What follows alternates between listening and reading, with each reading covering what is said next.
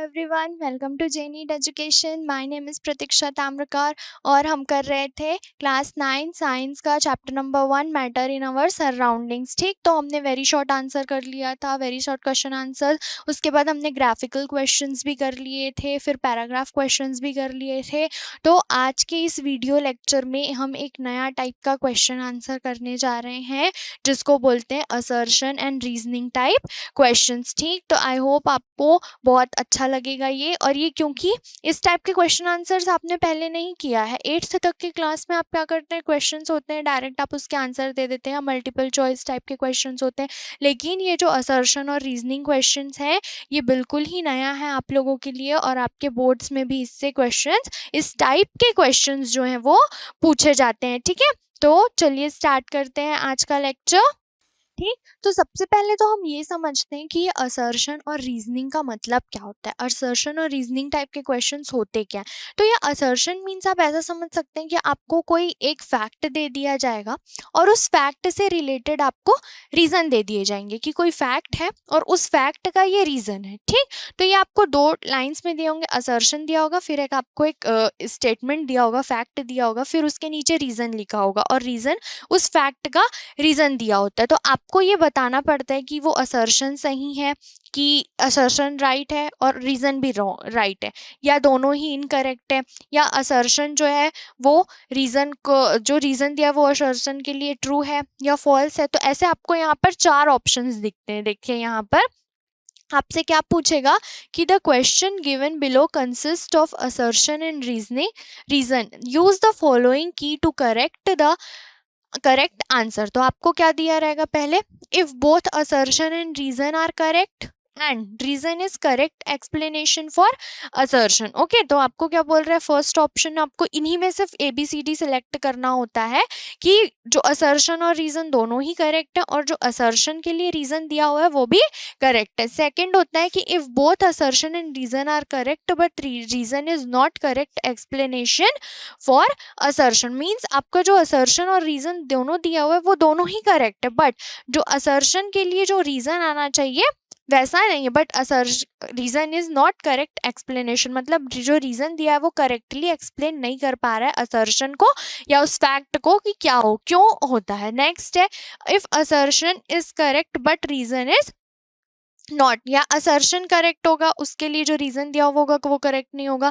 If assertion is incorrect but reason is correct, assertion is correct but reason वहां पर उसका जो दिया है वो करेक्ट नहीं होगा। ये आई नो आपको अभी थोड़ा कंफ्यूजिंग लग रहा होगा और समझ भी बहुत कम आ रहा होगा। तो चलिए हम क्वेश्चंस करते हैं, उस पर आपको ये पूरी तरीके से समझ आ जाएगा। ठीक, तो फर्स्ट क्वेश्चन है हमारे पास, there is no further rise in temperature while a liquid starts boiling। तो ये फैक्ट है, ये ट्रू है कि जब भी कभी हम बॉईल होना स्टार्ट होता है वाटर तो वहाँ पर उसका टेम्परेचर जो है वो इंक्रीज नहीं होता है। ठीक है, तो टेम्परेचर इंक्रीज तो मीन्स असर्शन तो सही दिया हुआ है। अब रीजन पढ़ते हैं, the heat energy supplied is used as a latent heat of vaporisation. Yes true, क्योंकि उस टाइम पर जो हीट प्रोवाइड होती है वो लेटेंट हीट ऑफ वेपराइजेशन के फॉर्म में यूज हो जाती है। तो यहाँ पर आपको कौन सा, आपका असर्शन भी राइट है और जो आपका रीजन दिया हुआ उस असर्शन के लिए वो भी राइट है। तो both assertion and reason is right and reason is the correct explanation for given assertion. तो हम कौन सा ऑप्शन चूज करेंगे इनमें से, if both assertion and reason are correct and reason is correct explanation for assertion। तो इसका answer क्या हो जाएगा, A, reason is the correct explanation for assertion। आपको समझ आया, हमने क्या किया, assertion देखा, फिर assertion true था तो हमने उसके रीजन रीड किए, तो रीजन भी उसके लिए ही था, उससे रिलेटेड था। ठीक, तो हमने क्या चूज किया, ऑप्शन A। ठीक है, नेक्स्ट असर्शन करते हैं, low boiling points liquid have strong intermolecular forces as compared with high boiling liquid.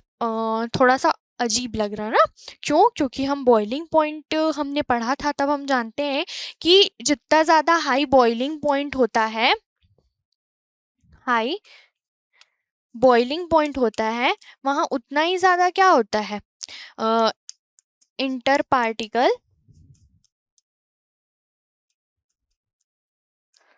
Force of attraction होता है वहां पर।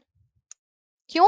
क्योंकि ज़्यादा अट्रैक्शन फोर्स होगा तो आपको उसको ब्रेक करने में, उसे ओवरकम करने में ज़्यादा एनर्जी देनी पड़ेगी, ज़्यादा हीट प्रोवाइड करना पड़ेगा। ठीक है, तो आपका जो हाई बॉइलिंग पॉइंट होता है, जहाँ पे हाई बॉइलिंग पॉइंट होगा वहाँ पर क्या होगा, inter particle force of attraction भी हाई होगा। बट यहाँ पर क्या दिया कि low boiling liquids have stronger intermolecular force as compared with high boiling points. तो असर्शन क्या हो गया यहाँ, रॉन्ग होगा। क्योंकि क्या बोल रहे हैं वो, लो boiling points have stronger intermolecular force of attraction. But हम जानते हैं कि जिन लिक्विड्स का हाई बॉइलिंग पॉइंट होता है उन पर इंटर पार्टिकल या इंटरमोलिकुलर फोर्स ऑफ अट्रैक्शन जो होते हैं वो ज़्यादा होते हैं। तो हम इसका रीज़न पढ़ते हैं।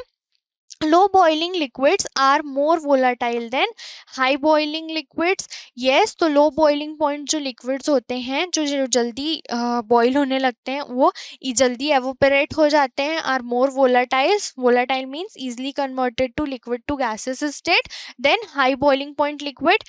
yes, तो reason क्या है यहाँ पर, reason तो correct दिया हुआ है बट जो assertion है वो रॉन्ग है। तो यहाँ पर हम क्या चूज करेंगे, the assertion is incorrect but the reason given reason is correct. तो आंसर देखिए, करेक्ट असर्शन क्या होगा, low boiling liquids have weaker intermolecular force as compare to high boiling liquids. तो हम कौन सा ऑप्शन चूज करेंगे इन चारों में से, assertion is incorrect but reason is correct. तो हम कौन सा चूज करते हैं यहाँ पर ऑप्शन, इस टाइम पर हम ऑप्शन डी चूज करते हैं। ठीक है, सो हमारा नेक्स्ट क्वेश्चन है, in case there is a hurry it is a better to sip hot tea from a saucer than from a cup. तो यहाँ क्या बोल रहे हैं कि जब हम हरी में होते हैं तो वो इजी होता है सॉसर से टी को सिप करना देन अ कप। ठीक, तो ट्रू है, ये हम सॉसर में जब डाल के टी को सिप करते हैं तो हम इजीली कर लेते हैं। क्यों? क्योंकि वहाँ पर टी जो हो जाता है जब सॉसर में डालते हैं तो